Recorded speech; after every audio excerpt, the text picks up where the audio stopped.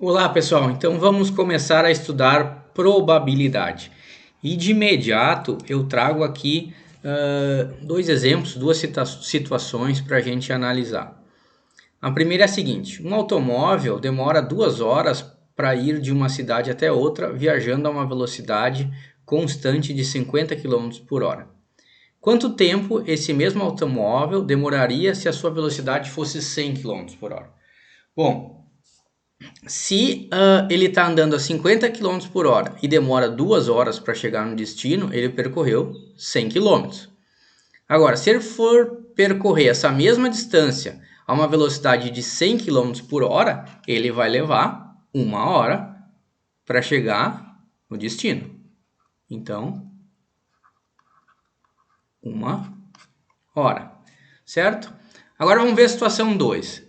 Se a gente lançar um dado, e aqui a gente está considerando um dado não viciado, ou seja, ele não tem tendência de dar nenhum número específico. Então, se a gente lançar esse dado, qual a face que vai ficar voltada para cima? A gente não tem como responder isso. A gente não sabe, certo?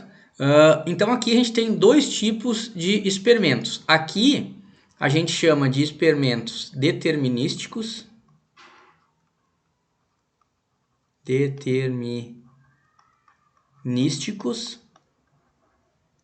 Ou seja, a gente consegue determinar a resposta, e se isso acontecer inúmeras vezes, nessas inúmeras vezes a resposta vai ser a mesma.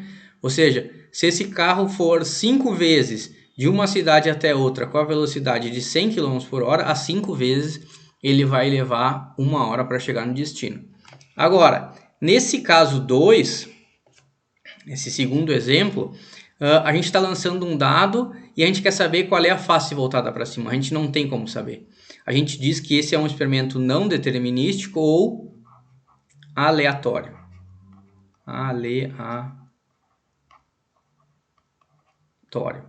Então, é um experimento não determinístico, aleatório ou até mesmo probabilístico. Depende do livro que for ler ou do problema que a gente for resolver, vai estar escrito de uma forma ou de outra. Então, aleatório, não determinístico ou probabilístico. E a gente já vai ver por que isso, probabilístico. Então, é sobre esse tipo de problema que o nosso estudo vai se debruçar nos próximos vídeos e no estudo de probabilidade. Eventos aleatórios ou probabilísticos. Quais são as características desse tipo de evento? Bom, eles podem ser repetidos diversas vezes, inúmeras vezes, sob as mesmas condições. A gente não consegue determinar um resultado específico, mas a gente consegue determinar todos os resultados possíveis. Por exemplo, a gente não sabe qual é a face que vai ser voltada para cima do dado, mas a gente sabe que pode ser 1, pode ser 2, pode ser 3, pode ser 4, pode ser 5 e pode ser 6.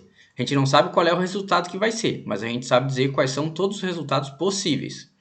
E, além disso, uma terceira característica dos experimentos aleatórios ou probabilísticos é que se a gente repetir eles, quanto maior o número de vezes que a gente repetir eles, ou se a gente repetir eles um número muito grande de vezes, a tendência é que os resultados possíveis sejam equivalentes. Ou seja, se a gente lançar 1000 vezes esse dado, a tendência é que os resultados fiquem bem divididos entre o 1, o 2, o 3, o 4, o 5 e o 6, certo?